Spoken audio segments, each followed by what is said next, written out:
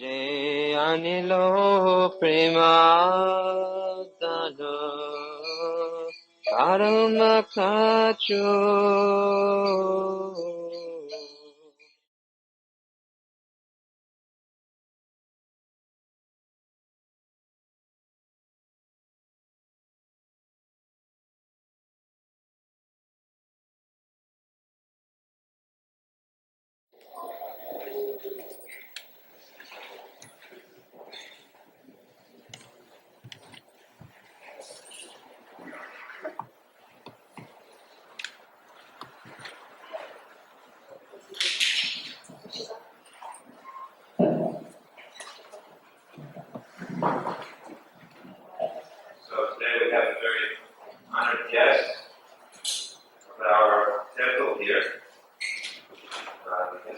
His name is, His Holiness, Bhaktivedanta Swami Maharaj. We should give him a warm welcome. Bhaktivedanta Maharaj was serving in Texas for more than 6 years. So he is a familiar face to anyone who was here years ago at Rosalie Street Temple. And he has been preaching and helping to direct Prabhupada's movement in many parts of the world since that time, notably in Europe as well as in Asia. And he also is a regular teacher at our Vrindavan Institute. So he will be giving classes for the next 3 mornings on Srimad Bhagavatam. So anyone who is able to come to the temple for the next 3 mornings, you will be able to hear His Holiness giving Bhagavatam class, and you will find that he is full of Krishna Consciousness. We're very happy to meet you come.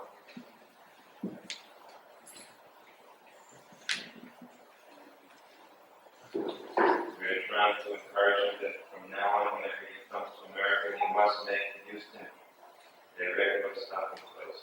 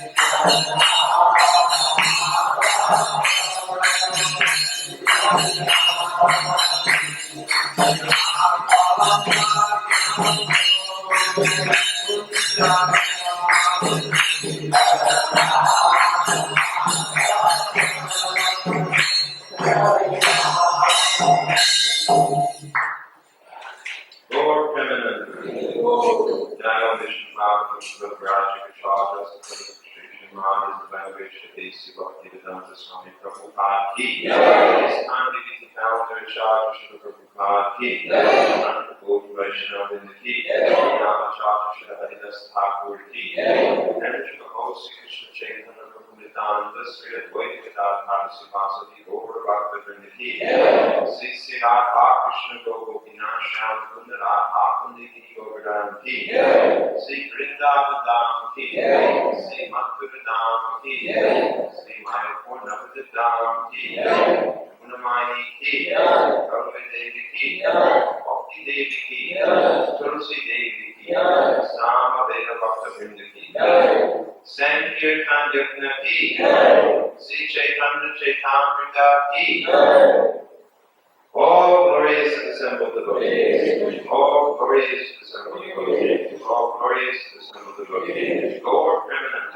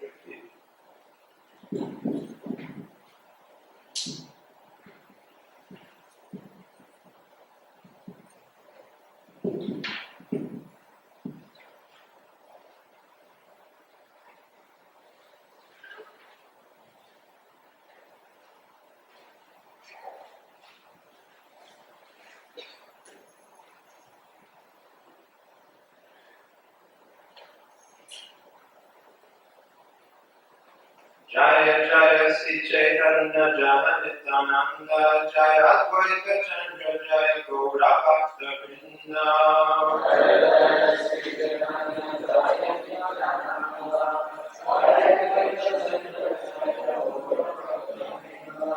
Jaya Jaya Sri Chaitanya Jaya Nityananda Jaya Advaita Chandra Jaya Gaura Bhakta Vrinda.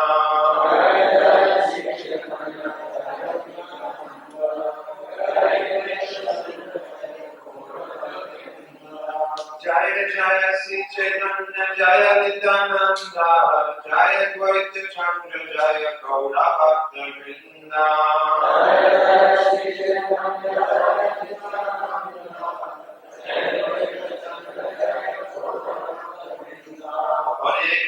Hare Krishna Krishna Krishna Hare Hare Hare Ram Ram Hare Hare. Hare Krishna Krishna Krishna Hare Hare Hare Ram Ram Hare Hare. Hare Krishna Krishna Krishna Hare Hare Hare Ram Ram Hare Hare. Hare Krishna Krishna Krishna Hare Hare Hare Ram Ram Hare Hare. Hare Krishna Krishna Krishna Hare Hare Hare Ram Ram Hare Hare. Hare Krishna Krishna Krishna Hare Hare Hare Ram Ram Hare Hare. So by the grace of Srila Prabhupada, who has kindly translated and written purports for this Sri Chaitanya Chaitamrita, and by the grace of Bhaktivedanta Swami, we are able to now relish Lord Chaitanya's childhood pastimes.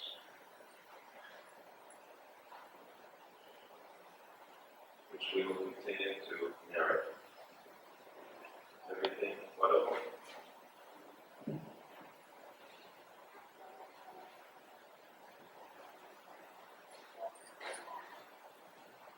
One day, while the Lord was enjoying his playful sports with the other little children, Mother Sachi brought a dish filled with fused rice and sweetmeats and asked the child to sit down and eat them. But when she turned to her household duties, the child, hiding from his mother, began to eat dirt. Seeing this, Mother Sachi hastily returned, exclaiming, "What is this? What is this?" She snatched the dirt from the hands of the Lord and inquired why he was eating it. Crying, the child inquired of his mother, "Why are you angry?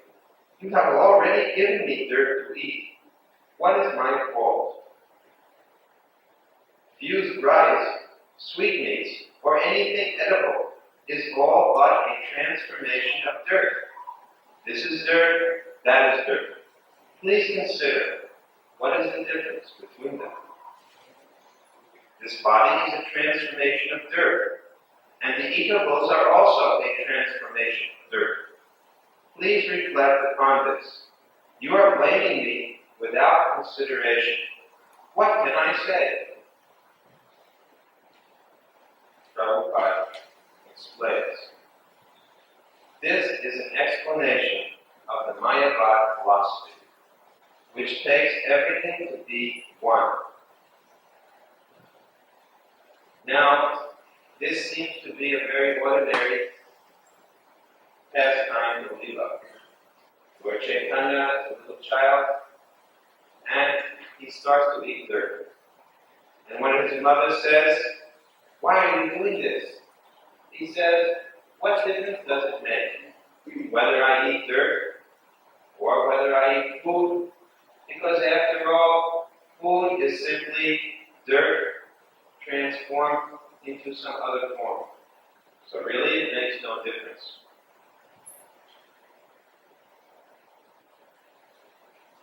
Prabhupada explains, the necessities of the body, namely eating, sleeping, mating, and defending, are all unnecessary in spiritual life. When one is elevated to the spiritual platform, there is no more bodily necessity. And in activities pertaining to the bodily necessities, there are no spiritual considerations.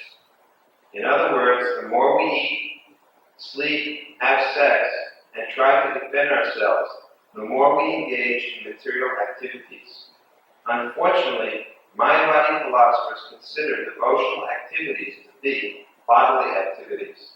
They cannot understand the simple explanation in Bhagavad Gita, Mam chayo vyavicharena bhakti yogena sevate sagunan samatityayitan brahmabhuyaya kalpate. Anyone who engages in spiritual devotional service without motivation, rendering such service for the satisfaction of the Lord, is elevated immediately to the spiritual platform, and all his activities are spiritual. That's the 14th chapter, 26th verse of Gita. Brahmabhuyaya refers to Brahman spiritual activities. Although Mayavadi philosophers are very much eager to merge in the Brahman effulgence, they have no Brahman activities.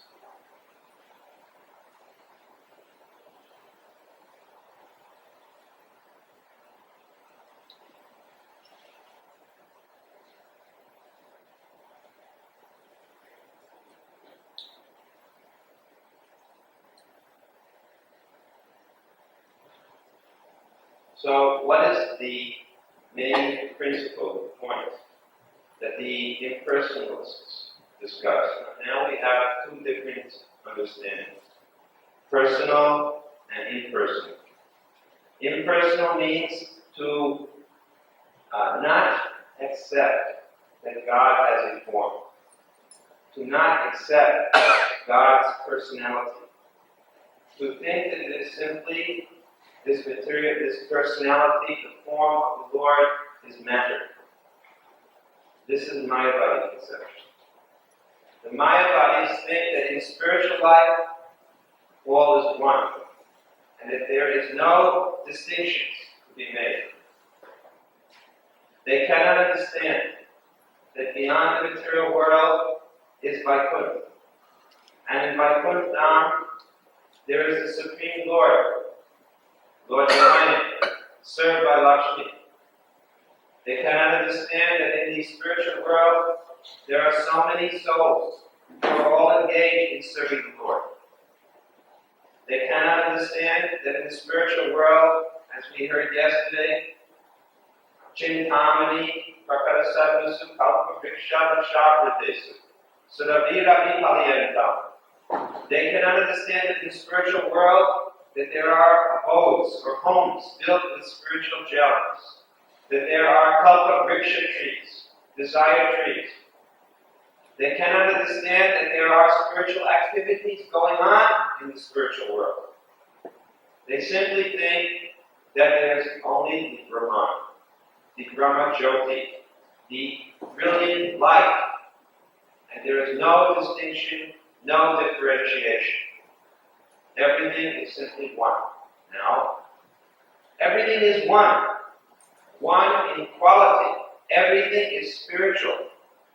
But that spiritual oneness is differentiated in different forms. There is oneness in quality, but that oneness is differentiated in different forms. That means that there is a spiritual abode or residence. It is made of spiritual energy. There is a Supreme Lord.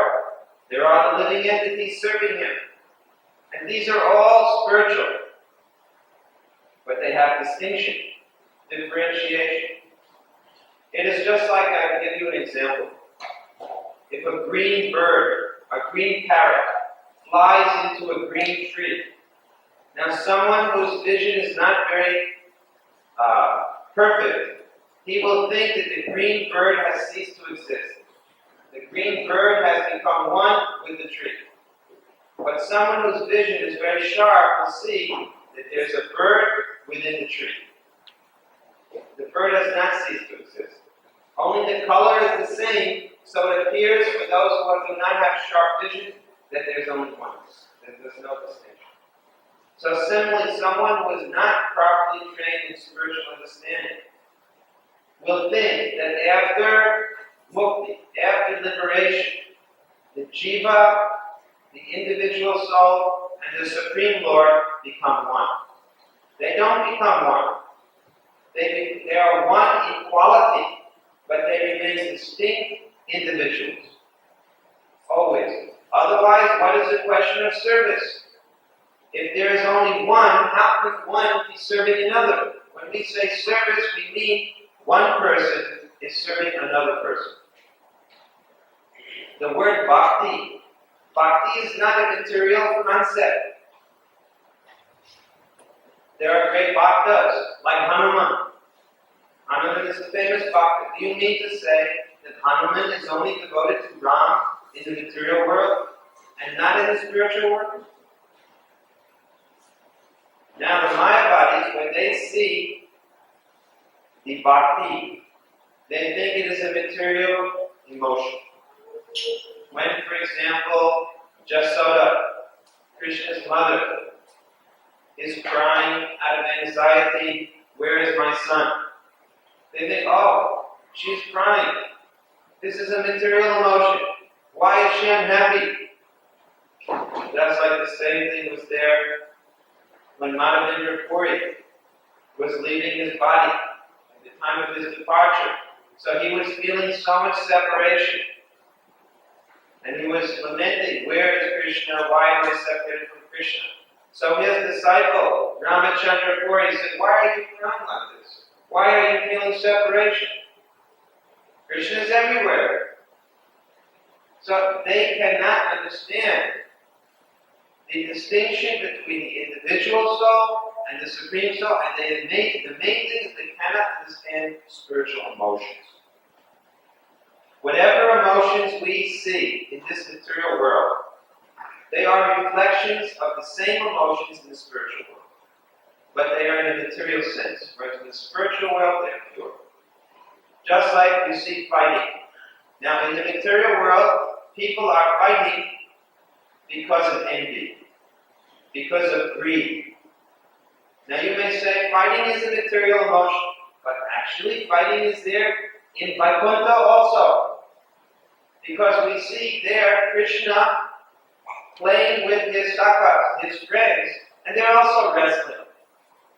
But there it brings love and joy. Every single thing we find in this world, we will also find there, in the spiritual world, but in its pure form. All things are there. Whatever, all emotions are there. Whatever you may name, that emotion will also be found. So, the Mayavadi cannot appreciate this. Because basically they only see Maya. What does Maya mean? Illusion. When they see the form of Krishna, they think it is Maya. Therefore Krishna says, "Avajananti manmudha, manushindanamashratam, parabhavamatanato mamabhuta maheshwara." He says that such people who see me as if I am a material person, they are mudhas. Very strong language Krishna uses. Because it is the greatest offense to not understand that the form of God is Sat Chit Ananda Vigraha. It is eternal, Sat. It is not temporary. It is not Asat. It is not a form made of matter. When Krishna comes in this material world, he doesn't take a material form due to karmic reaction. He's described in Bhagavad Gita, he says, Ajopishana Vyatma Bhutanamishradopisham Prakritim Shramadishtaya Sambhavami Atmamaya. He says, when I come in my original form, not that I accept the material form. So that form that we are worshipping, that person that we are worshipping, is not a material person. And the feelings which we have for that person, they are not material feelings. When we see the gopis crying in separation from Krishna, that is not some material emotion of a materialistic girl crying for a materialistic boy. That is the love, pure devotion of a devotee feeling separation from Krishna. So these things cannot be fathomed by the Mayavadas. Now Lord Chaitanya is the Supreme Lord Krishna. And he is trying to teach by an opposite means. He is propounding Mayavadi philosophy to his mother. Lord Chaitanya, he has given an example to his mother that I'm going to eat dirt because whether I eat dirt or whether I eat food, it is the same. It is all one. Now, let us hear how Mother Sachi replies.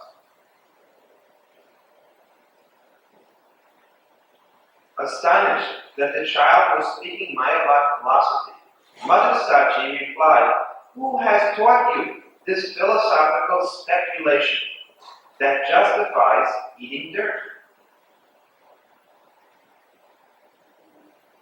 Replying to the Mayavad idea of the child philosopher, Mother Sachi said, "My dear boy, if we eat earth transformed into grains, our body is nourished and it becomes strong. But if we eat dirt in its crude state, the body becomes diseased instead of nourished, and thus it is destroyed. In a water pot, which is a transformation of dirt, I can drink water very easily. But if I poured water on a lump of dirt, the lump would soak up the water and my labor would be useless." And Prabhupada says, this simple philosophy taught by Mother Sachi, even though she is a woman, can defeat the Mayavadi philosophers who speculate on oneness. The defect of the Mayavadi philosophy is that it does not accept the variety that is useful for practical purposes. Sachi Mata gave the example that although both the lump of dirt and the earthen pot are basically one, for practical purposes, the water pot is useful, whereas the lump of dirt is useless. Sometimes scientists argue that matter and spirit are one, with no difference between them.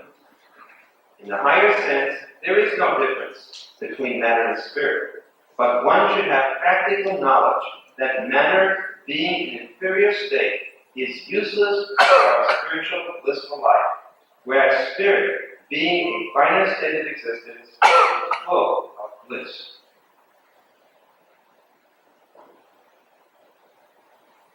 Prabhupada says, "From the earth grow trees, and from their wood come fire and smoke.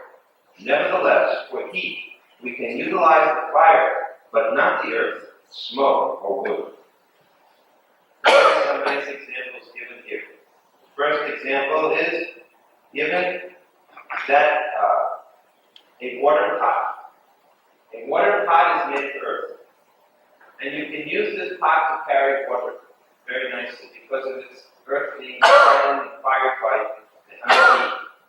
Now, the same earth, if you simply pour water on a earth, which is not in the form of a pot, it will have no effect. It will not serve any purpose. Another example, that earth grows from trees. So, wood is actually coming from a tree, and a tree comes out of the earth. A tree grows from earth. So you can make fire from wood, but you can't get fire from earth. Although they are both coming from the same source, they have different purposes or different functions. Another example is electricity. The same electricity can be used to make a stove hot or a refrigerator cold. So we agree that everything is originally the energy of God. But God uses everything in different ways. So to say that everything is simply one and not accept the difference, that is the incomplete understanding. Complete understanding means one and different simultaneous. That is Lord Chaitanya's philosophy, which we call Achinta Veda Veda Tattva. That everything is one and at the same time different. Inconceivably, this is going on.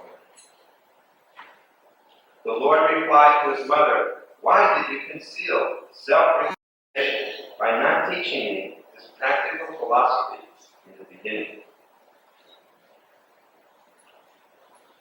Prabhupada points out that in the beginning, if we learn Vaishnava philosophy properly, then we will be spared so much misunderstanding later on.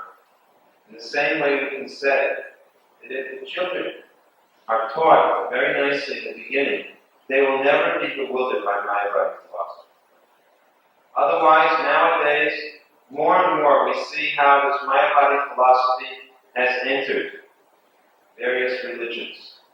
You would be surprised that major world religions are confused by Mayavadi philosophy. We heard one representative of the Jewish faith saying that God has no form. But in the Bible, it never says that in the Old Testament. In the original Jewish scriptures, it doesn't say that. But he's saying God has no form. Many Christians today say that the Son of God, Jesus, is the Father. It doesn't say that in the New Testament. So this is Mayavadi influence. And the whole world is affected. As far as India goes, and the Vedic culture, you find that the teachings of Shankara are being spoken so many places by so many people. The Vedas are being interpreted in an impersonal way. People make no distinction. They say you can worship any god by any path. It all leads to the same goal. But this is my philosophy, not making any distinction. Oneness is there, but distinction is also there. God has, as described, Vedanti tattva vidas tattva jnana madvayam brahmeti paramatmeti bhagavaniti shabdite. Those who are transcendentalists, they are not confused, and they understand that the absolute truth is in three features: Brahman, Paramatma, and Bhagavan. All three. This is the complete understanding of the absolute truth. God is Bhagavan, the supreme original personality of God. And he expands himself throughout the creation as Brahman, or his effulgence. And locally, he's present within every living entity, even within the atom as Paramatma. And all of these are three features of the same one truth. This is full understanding. To understand any one of these only is not complete.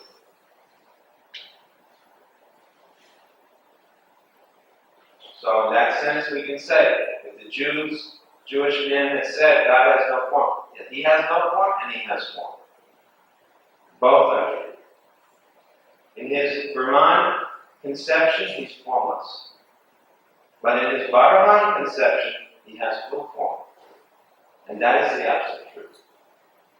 The Christian man who says that the Son and the Father are one, they are one in their love, in their quality of spiritual nature. But they are obviously two, because one is serving the other. The Son says, I am the servant of my Father, who's in heaven. So there's two. And as far as the so-called Hindu goes, who worships at many temples and many demigods, all the demigods are expanded representatives of the Supreme Lord. The Supreme Lord expands himself in the sense that he empowers so many living entities to serve him. And these living entities are all like so many sparks coming out of the fire. As long as the spark is in the fire, Prabhupada says, it burns very bright. But when it becomes separated, then it becomes easily extinguished. As long as we are connected with Krishna in service, we retain our brilliant form. But as soon as we become separated from the Lord, we can easily become practically almost extinguished in consciousness. Our consciousness becomes so dull. Just like a spark which flies out of the fire, it becomes, there it extinguishes. But the living entity becomes very dull at this point. Now that I can understand this philosophy, no more shall I eat dirt. Whenever I am hungry, I shall suck your breast and drink your breast's milk. After saying this, the Lord, smiling slightly, climbed on the lap of his mother and sucked her breast. Thus, under various excuses, the Lord exhibited his opulences as much as possible in his childhood, and later, after exhibiting such opulences, he hid himself. Why does Krishna hide himself like this? Or why does Lord Chaitanya hide himself? In order to increase the loving feelings of his devotees. Because if the devotee always thinks that this is God, this is the Supreme Lord, then how can the devotee naturally offer loving service to the Lord? Just like Mother Sachi, she feels the mood of motherly affection for her son, and she feeds her son with her own breast milk. Now, if she were to think that my son is the creator, the father of all living entities, how will she act as if she is a mother? The mood of being a mother will be impossible. So she can't think that way.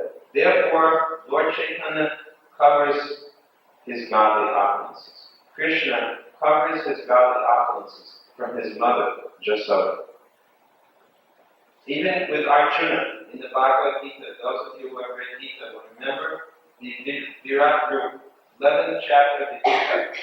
Krishna shows his universal form to Arjuna, very gigantic form.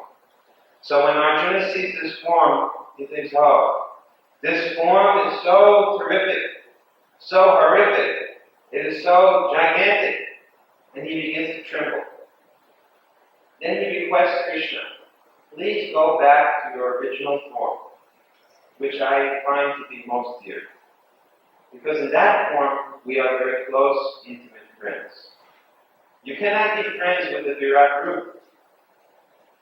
Just like you say, you cannot give a garland of flowers to the Virat group. It is so big. So, that is not the most loving form of the Lord. The original form of the Lord is, as we see, Shyamasundar, Govinda, just a medium height, human-like. The other form is for his purpose of administration or annihilation. I'll give you another example. Supposing a man is a policeman. So as a policeman, he carries his guns, he has his uniform. So when he comes home to his family, what does he do? Does he keep on his guns and uniform? No. He takes off his guns, he takes off his uniform, and he puts on his leisurely dress. And immediately his little child jumps on his lap. If a criminal jumps on his lap, he will handcuff him. But if he likes it when the child climbs on his head, starts hitting him on the head, and he thinks this is very nice. So the fearful, awesome form, the Virat group, is not for the devotees. The Virat group is especially meant for those who are not devotees, who are very materialistic, who cannot understand the original form of Krishna. For them, Krishna has to show a gigantic form so that they go, oh, you are very good, you are very good.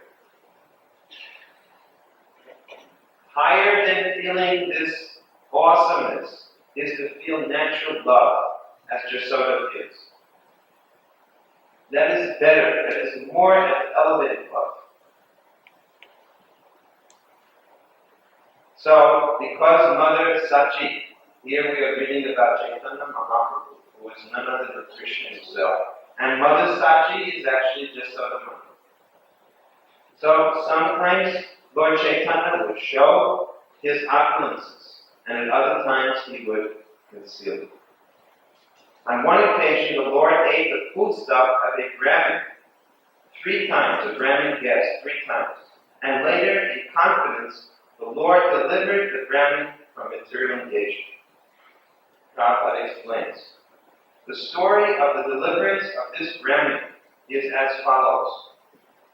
One Brahmin who was touring all over the country, traveling from one pilgrimage place to another, reached Navadvip and became a guest in the house of Jagannath Mishra. Jagannath Mishra gave him all ingredients for cooking. Jagannath Mishra is the father of Lord Chaitanya. He gave him all the ingredients for cooking, and the Brahmin prepared his foodstuff. When the Brahmin was offering the foodstuff to Lord Vishnu in meditation, the little child, Nimai, that means Lord Chaitanya, came before him and began to eat them. And because of this, the Brahmin thought the whole offering spoiled. Therefore, by the request of Jagannath Mishra, he cooked for a second time. But when he was meditating, the child again came before him and began to eat the foodstuff, again spoiling the offering. By the request of Jagannath Mishra, the Brahmin cooked for a third time. But for a third time, the Lord came before him and began to eat the foodstuffs, although the child had been locked within a room and everyone was sleeping because it was late at night. Thus, thinking that on that day, Lord Vishnu was not willing to accept his food, and that he was therefore ordained to fast, the Brahmin became greatly agitated and cried aloud, "Hai, hai! What has been done? What has been done?" When Lord Chaitanya Mahaprabhu saw the Brahmin in that agitated state, he told him, "Formerly, I was the son of Mother Yasoda.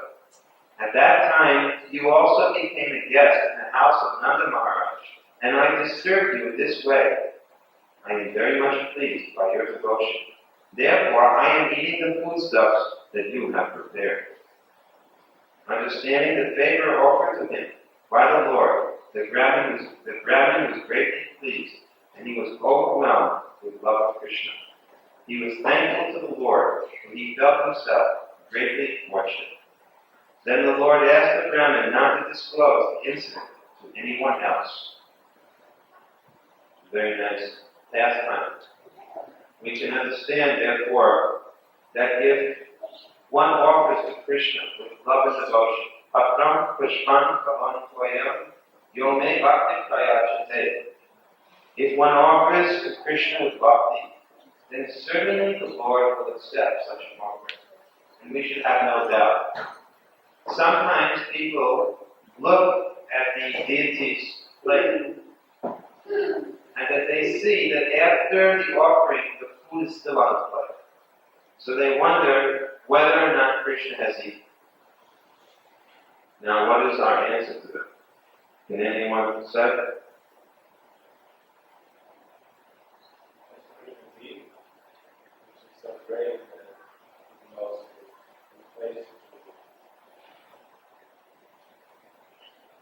Yes. Krishna has definitely eaten.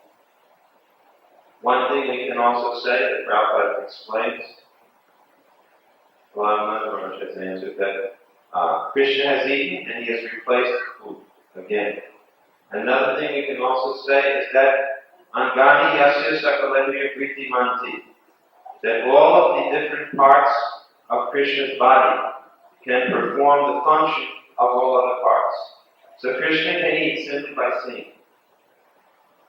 He doesn't have to use a digestive system as we do. He doesn't need to chew the food necessarily. He may chew if he wishes, but he doesn't have to. Simply by seeing the offering, simply by hearing the loving prayers, Krishna can eat. And he knows what our position is, that we have only one way to eat. And he has to leave the food in its form, otherwise we will starve. So we should have no doubt. But the main ingredient that Krishna is savoring is our love. So the love has to be increased. When you cook for Krishna, it must be infused with love. When you work for Krishna, it must be infused with love. Now, how will you ensure those loving feelings? Therefore we are chanting. Therefore we are performing sadhana bhakti. The sadhana bhakti process means that our love is guaranteed to grow. by hearing about Krishna as we are doing now, by chanting about Krishna, by offering some service to Krishna, this will increase our love more and more. Then Krishna will surely accept us. Just as we see that this Brahmin guest offered service to Chaitanya Mahaprabhu, he immediately accepted. He also did not understand that this person, little Chaitanya Mahaprabhu, Nimai, is that same person that he was worshipping. He was worshipping Vishnu, offering to Vishnu, and Vishnu in his original form was coming before him as the child of God. So actually, when we become pure at heart, Krishna will appear to us. He will reveal himself to us. Prabhupada used to often say, don't try to see Krishna, but you should act in such a way that Krishna will show himself to you. Because you cannot force the Lord to appear. Just like Narad Muni. Narad Muni, when he was young, he got a darshan of the Lord. Then the Lord went out of the vision of Narad. And Narad Muni tried in so many ways to make Krishna again appear.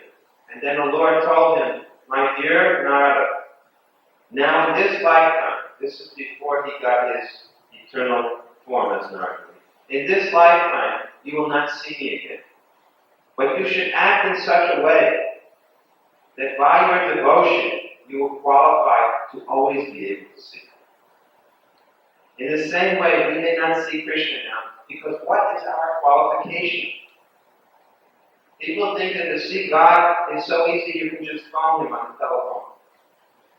They think God is so cheap that just like you call up your best friend in Houston so you can dial up to Vaikuntha and talk to God. People think that, well, I have been doing this mantra, for 7 days in a row. Or 7 years in a row. Why haven't I seen God yet? There must be something wrong. Is it such a cheap thing? You know how long Valmiki Muni meditated? Valmiki Muni is the original author of Ramayana. You know how long he meditated? 60,000 years. Now, what do you think of that? If you're becoming impatient, just think how long 60,000 years is. So Prabhupada said, first deserve, then desire. Don't first say, I desire to see God, even though I don't deserve it. First deserve it, then desire it. First show Krishna that you are sincere by following his instructions. This is how we show Krishna our sincerity. Not by some show of devotion, but by following his instructions as he would have it. Prabhupada makes a very nice comment about this. Any activity performed favorably for the satisfaction of the Lord under the direction of the Guru, these activities are spiritual. But for a person to disregard the order of the Guru and act by concoction, accepting his nonsensical activities to be spiritual, is Maya. One must achieve the favor of the Supreme Personality of Godhead through the mercy of the Guru. Therefore, one must first please the spiritual master, and if he is pleased, then we should understand that the Supreme Personality of Godhead is also pleased. But if the spiritual master is displeased by our actions, they are not spiritual. Srila Vishwanath Chakravarti Thakur confirms this. Yasya prasada bhagava prasado yasya prasadam nakatirpatopi. Activities that please the Guru must be considered spiritual, and they should be accepted as satisfying to the Lord. So if someone says, what is the need of Guru? Here's the practical purpose. That the spiritual master understands what will give pleasure to Krishna. So if he is pleased, it means that Krishna has become pleased. Therefore, we always try to offer our service to Krishna in a way where we will see that the spiritual master is satisfied. Satisfaction of the bona fide spiritual master is the actual way of giving Krishna pleasure. So what does that mean practically? we have to learn Prabhupada's books. Because in Prabhupada's books we will find all the necessary instruction. The spiritual masters of his time, they are teaching you from Prabhupada's books what will please Krishna. Just like Nectar of Devotion is full of so many practical instructions to be followed. So the initiating spiritual master, the instructing spiritual master, these persons are all showing by their example and encouraging the disciples, please follow Krishna's instructions. It is not that the Guru makes up some idea. The Guru does not concoct. It's described, Tattva Janantam Sakura Vichet Samithani Shrotni Brahmanishna. The spiritual master has a proper understanding of Vedic literature. So he doesn't concoct any ideas. When he tells you to do something, it is based on Shastra. Therefore, you better find out a bona fide Vaishnava guru. That is very important. Sometimes people, especially amongst some people, they think the problem is that the ISKCON gurus, they may not all be pure, or they may be coming from some unknown background, just like if they were born in America or some other country. We cannot say what they did previously. So we're not so certain about such gurus. But you should try to understand that the value of the guru is how transparent he is in showing you the discipline succession, the sampradaya which comes from Krishna. The guru's quality is that he should be transparent, that he should not interfere, but rather he should deliver to us the message of Krishna without change. So we should not see simply externally, this guru is from that country, this guru is from that country. That is not important. What does he deliver? That is important. Just like we were speaking last night.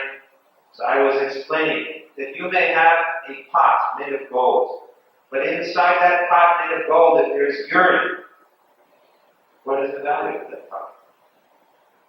If you have a golden pot holding urine, what is the value of such a pot? On the other hand, if you have a pot made of earth, but it is holding ghee, which is a better pot? The pot made of earth is better. Because you want the thing that's inside. So don't just see superficially, but try to see what is being delivered, what is being held here. So the qualification of the ISKCON gurus is the sampradaya. It is delivering Krishna. That is gold. That is ghee, not urine. It is giving Krishna unadulterated. And therefore, we're accepting initiation in ISKCON from ISKCON gurus. Now, they may be made of earth, but what they're holding is ghee. They're holding Krishna. So it doesn't matter that they're made of earth.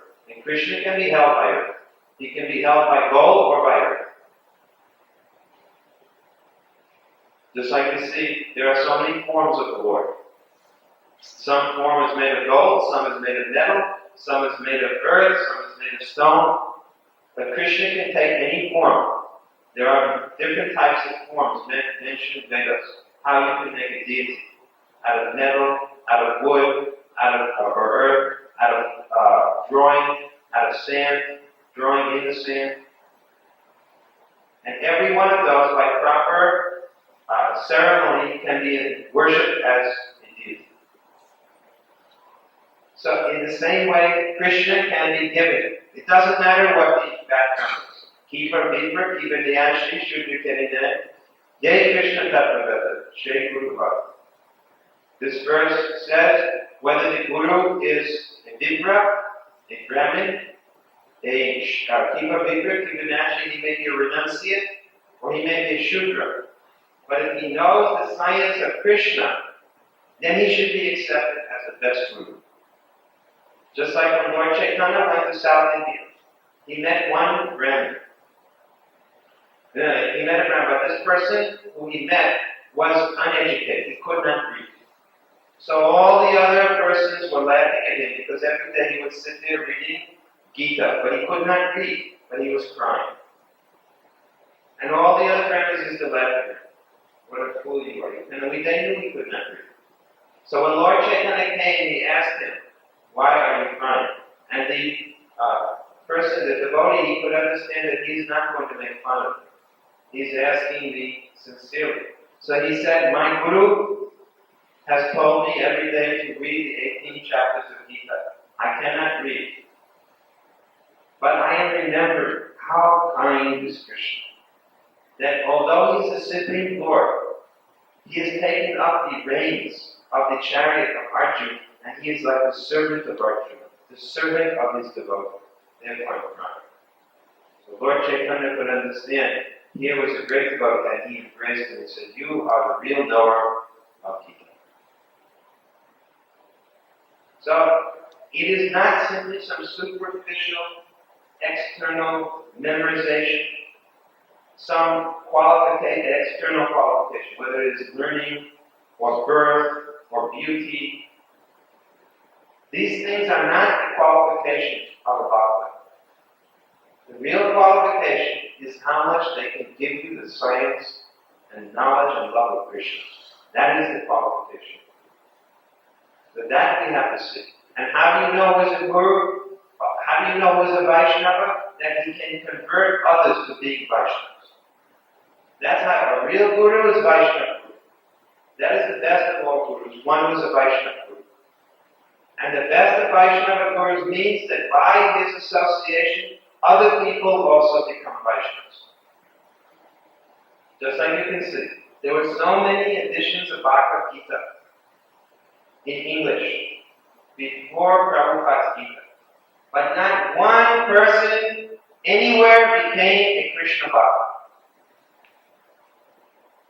The whole purpose of Bhagavad Gita is one, to make people the devotee of Krishna. And all the different English editions, and not one devotee was produced. And as soon as Prabhupada's Gita came on the market, now thousands, hundreds of thousands, millions of people are becoming devotees. That will show you what is the qualification of Prabhupada. And not only Prabhupada, but by Prabhupada's grace, his disciples and their disciples are also becoming powerful. So that we see this Krishna Consciousness movement is creating millions of devotees in every country of the world. In African countries, Russia, China, Australia, South America, North America, all over Europe. In places where people could never have imagined Krishna Bhakti would go, it is gone. That is the proof of Vaishnava. So do not be confused. What is a guru? What is a Vaishnava? When you see devotion to Krishna, then you know such a person is a guru. Judge it on that level, not by superficial things. In his childhood, the Lord was taken away by two thieves outside his home. Here's another pastime. The Lord, however, got up on the shoulders of the thieves, and while they were thinking they were safely carrying the child to rob his ornaments, the Lord misled them, and thus, instead of going to their home, the thieves came back to the home of Jagannath Mishra. In his childhood, the Lord was profusely decorated, Prabhupada says, with golden ornaments.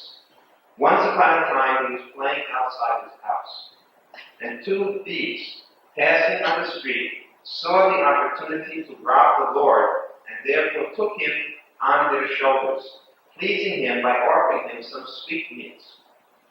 The thieves thought they would carry the child to the forest and then kill him and take away the ornaments. The Lord, however, expanded his illusory energy upon the thieves, so much so that instead of carrying him to the forest, they came right back in front of the house of the Lord. When they came before his house, they became afraid because everyone from the house of Jagannath Mishra and all the inhabitants of that quarter were busy searching for the horse. Therefore the thieves, thinking it dangerous to remain, went away and left him. The child was brought within the house of Mother Sachi, who was in great anxiety, and she became satisfied. We can also see how Mother Yasoda sometimes became anxious when she found the little child Krishna with the Putana witch. We know Putana. Putana tried to kill Krishna by smearing poison on her nipple of her breast. So when Krishna took out the life of Putana, then the Putana demon assumed its original form, which is huge form. I think it mentions 8 miles long. 8 miles. How far is that? Between here and the center of the city is about 8 miles, isn't it? You can imagine if the Putana witch fell down, what is the name of this highway, 610? So imagine if the Putana witch was lying on the 610 highway between here and downtown Houston. Very big. And little Krishna was crawling on her breast. So when Mother Yasoda saw this, she became very, very anxious. She became very worried. And she immediately started to chant all kinds of mantras and worship Lord Narayan for Krishna's protection. And she thought that by my worshiping Lord Narayan and by my chanting these mantras, this child has been saved. She didn't think this child has killed this demon. This is Yoga Maya. We discussed Yoga Maya the other day. Krishna's spiritual illusory potency. It makes Mother Yasoda and all pure devotees forget, just like I said, Arjuna saw the Virat root, and then suddenly Krishna took away that form and made Arjuna again see his original form. This is Yoga Maya focus.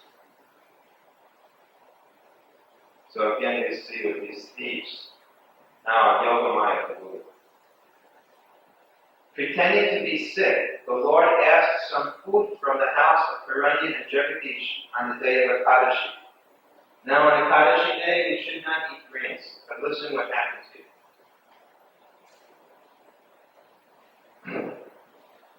Regular prasad is offered to Lord Vishnu on Ekadashi. You know that. Do you do that here also? Yeah. We may not eat chapatis, we may not eat rice, but Krishna doesn't have to do Ekadasi for us. We are Krishna Bhakti, we do. So regular prasad is offered to Lord Vishnu on Ekadasi because fasting is recommended for devotees on Ekadashi, but not for Lord Vishnu. Once on Ekadashi, in the house of Jagadish and Hiranya Pandit, there were arrangements to prepare special prasad for Lord Vishnu. And Lord Chaitanya Mahaprabhu asked his father to go there to ask for the Vishnu prasad because he was feeling sick. The house of Jagadish and Hiranya was situated about 2 miles off from the house of Jagannath Mishra. Therefore, when Jagannath Mishra, on the request of Sri Chaitanya Mahaprabhu, came to ask Jagadish and Hiranya for the prasad, they were a little astonished. How could the boy understand that special prasad was being prepared for Lord Vishnu? They immediately concluded that the boy, Nimai, must have supernatural mystic power. Otherwise, how could he understand that they were preparing special prasad? Therefore, they immediately sent the food to Lord Chaitanya Mahaprabhu through his father Jagannath Mishra. Nimai was feeling sick, but immediately after eating the Vishnu prasad, he was cured, and he also distributed the prasad amongst his playmates.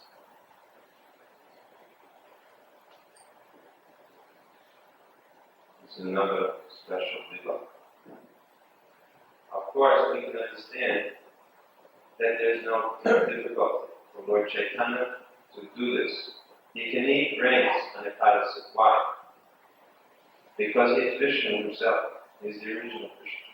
But we cannot imitate his fast. In different ways, Lord Chaitanya tried to instruct different persons about his godliness.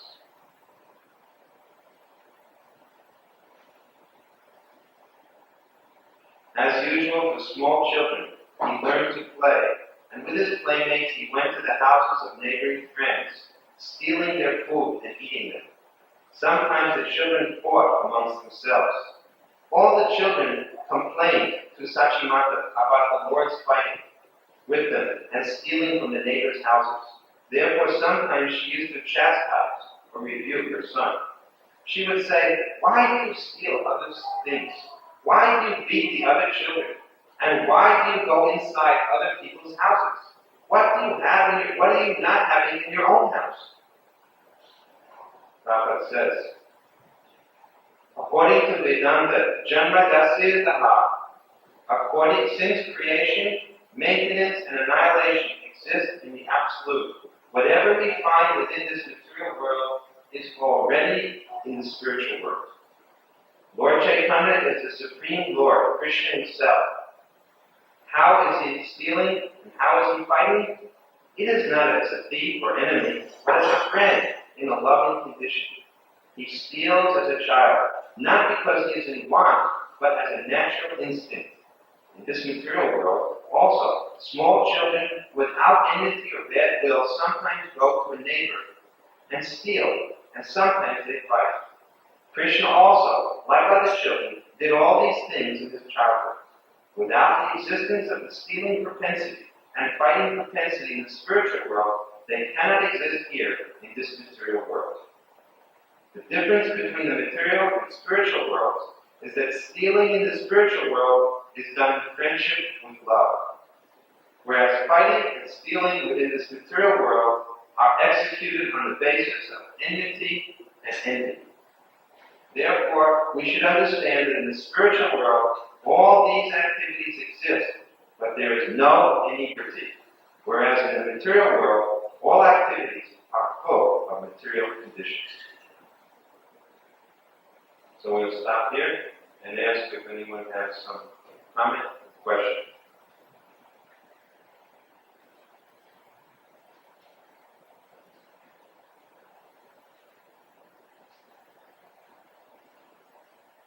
There's statements that thinking Krishna means earlier we talked about seeing distinctions or seeing oneness.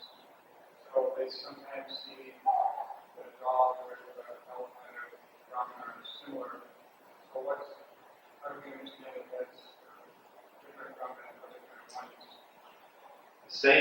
His question is that sometimes we hear that saintly persons see everything as one.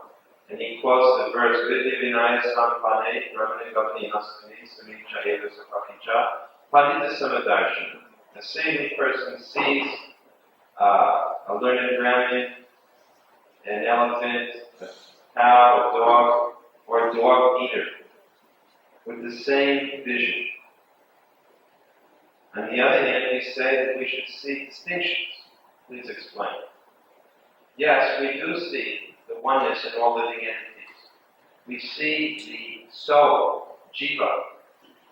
The same nature is within each living entity. Every living entity has a spirit soul.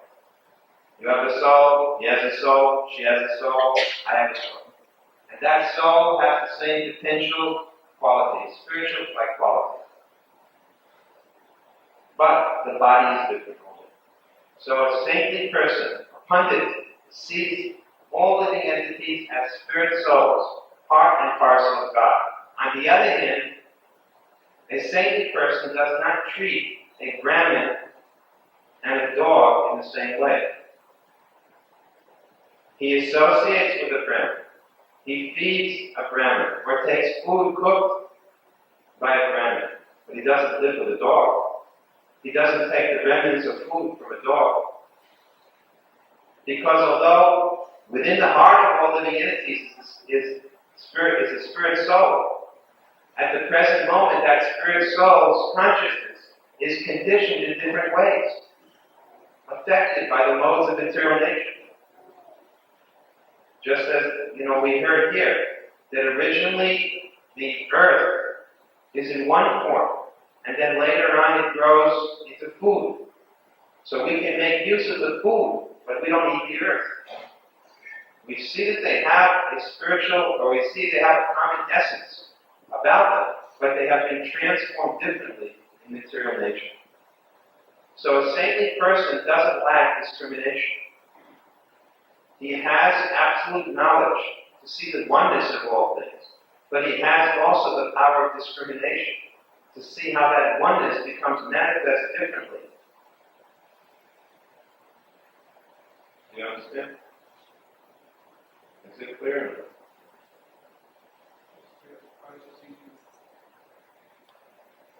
Can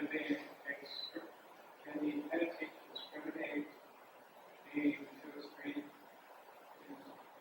Everything can be too extreme. There are always extremes, too much extreme. Now, who's going to judge? Who is to judge which is extreme, which is not extreme?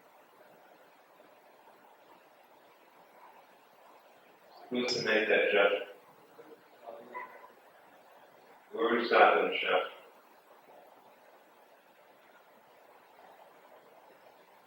Not that we should immediately feel that we're qualified to judge. If we start judging our Guru, that's not very good. Then we think we're ourselves to be more intelligent than our Guru. That won't be good. Or if we start to judge or disagree with Scripture, just like when Krishna says, Avajanati man mukha, and we say we shouldn't use the word mukha. But Krishna used the word mukha. So if you think that you shouldn't use the word mukha, it means you think you're more intelligent than Krishna.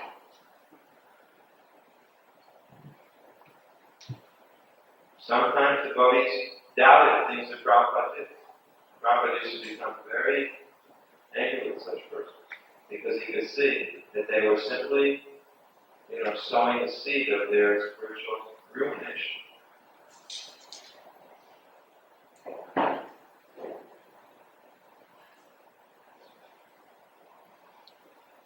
Gurudev, I've been told that Sankara was an incarnation of Shiva. This is the conception of Mayavadis. Can you say it louder? It said that Sankaracharya is an incarnation of Shiva. How do you respond to that? That Shankaracharya's incarnation of Shiva is stated in Vedic literature. You know the exact reference? In the Shiva Purana, I don't know the exact quote, but in the Shiva Purana it's mentioned. In Shiva Purana it is mentioned that in the Kali Yuga, the Lord will order Shankar to take Shiva to take his birth in the Brahmin's family and to preach a philosophy that will mislead the atheists.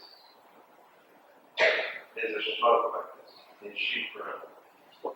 What is confusing to me is that Shiva being the topmost worshipper of Krishna, and then the Mayavadis who accept Adi Sankaracharya's commentaries and Bhagavad Gita, which is contrary to Vyasa's commentary. Why would Sankaracharya, what was it? Because you see the devotees are always trying to protect the Lord. The Lord means the Lord, His Dham, and His devotees, and His scripture. So, for example, you'll find that Krishna Goswami also, when he writes, he says, I should not be writing about these confidential subject matters because they will simply become misunderstood by those who are atheists, etc. But fortunately, he says, there's no word. Because they are atheists, they will misunderstand completely, and they will not be able to abuse, we can say, the Lord's confidential pastimes. So, one of the services which a devotee may do is to protect devotion. He protects the field of Bhakti, the school of Bhakti. He protects the spiritual world. He protects spiritual life from intrusion of atheists. Just like we want to protect this deity from attack from anyone who's an atheist. So by teaching Mayavad philosophy, Shankara protected the Vedas. He protected the Vedas. He preserved the Vedas for the devotees. And he created enough confusion so that the non-devotees would go off the road and not attack. It was a diversionary tactic, you could say. Just like in military fighting, sometimes one of the generals or one of the main people in the army, he will create a diversionary tactic to draw the attention of the enemy so that the other part of the army can go forward. So Shankara, he created a diversion called Mayavad interpretation of the Vedas. And all the atheists marched off in that direction. And the path is therefore clear for the Bhakti school. So he did that deliberately. Definitely did it.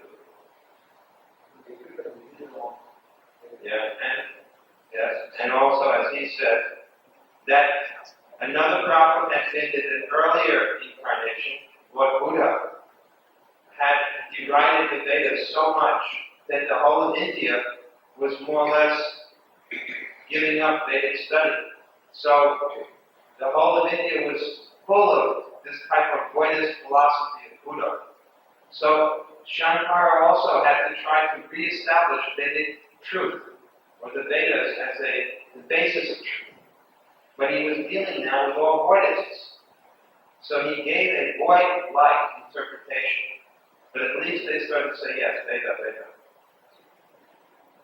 It paved the way. Shankara helped in every way for the Bhakti Acharyas, like Ramanuja, Madhva, and ultimately Chaitanya Mahaprabhu. So the problem here is the devotee is not understanding what Adi Shankara Acharya's purpose. Yes, This he is what gave it interpreters to those who had ears. Vajra Govinda, Vajra Govinda, Vajra Govinda, Mudha. He also used that word, Mudha. And he was calling his own followers Mudhas. He said, you worship Govinda, you fools. But they don't listen. Sometimes we find that the Shankara followers, they also worship the deity of Radha Krishna.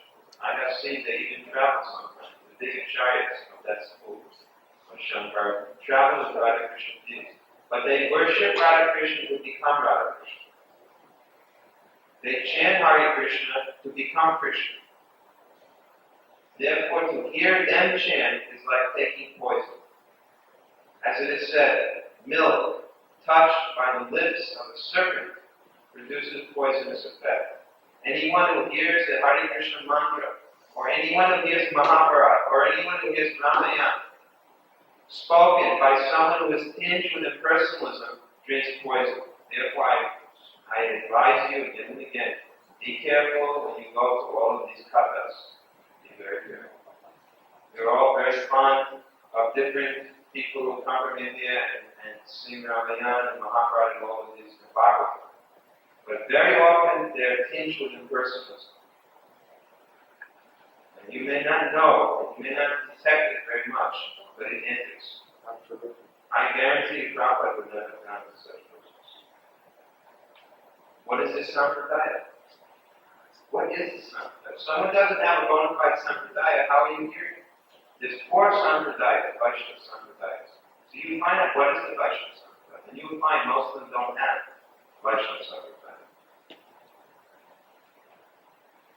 But people are going because of social custom. Well, everyone's going. If I don't go, what will others say? Of course, if you can go to preach, that is another thing. Just like one time, 2 of the followers of Bhaktivedanta Swami Prabhupada went to a meeting of a different group. And they stood up in that meeting and they directly challenged the teachings of that group, right in the own meeting hall of the group, and they were thrown out in the meeting for this. So they came to Bhaktivedanta Swami Prabhupada. So one of them said that this should not have been done, but Bhaktivedanta said, very good. He was very pleased. So if we go, sometimes we go to these other things, somehow to do some preaching, but then do some preaching. Don't sell around going to preach and then So, if you're going to go and preach and do something, distribute books or somehow, do something. But if you just go and you say, I'm going to preach, and then you go like everybody else, just sit there with your mouth open, listening. Your ears and mouth open, and we don't know the voice of the hand. Outside of this temple, people out there are not Krishna conscious, they're Swami conscious. Yeah, Swami conscious. Swami conscious. Yeah, I always say that. Just like when you ask generally, what is the name of some group, they give the name of the group. But when you ask them, what is the name of this group, they all say Hare Krishna. And if you ask anyone, what is the name of the guru that started the Hare Krishna movement, most people don't even know. Because that guru never preached about himself. He only preached about Krishna. He never gave his own name, and you could never imagine the International Society for Prabhupada Consciousness. Prabhupada was so strict that when they said International Society for God Consciousness, he said, no, Krishna Consciousness. Krishna says, surrender unto me. And Lord Chaitanya taught surrender unto Krishna. And Prabhupada taught surrender unto Krishna. Therefore, Prabhupada is vulnerable.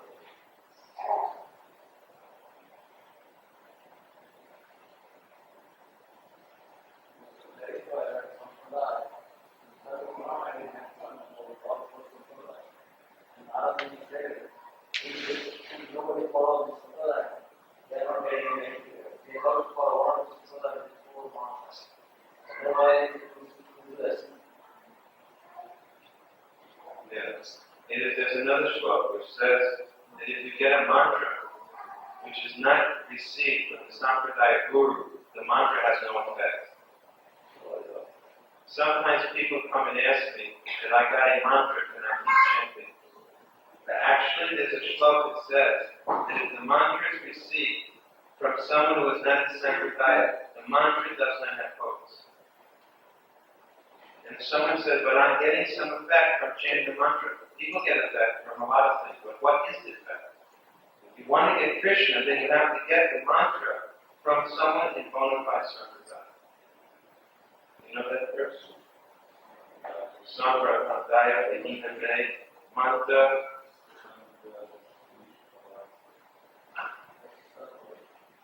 That's meant in the same verse. It's the same verse.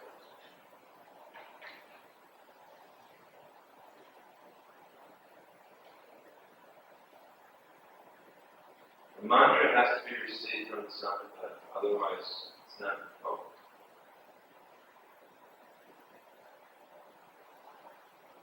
Another question? Ladies, Maharaji, any questions?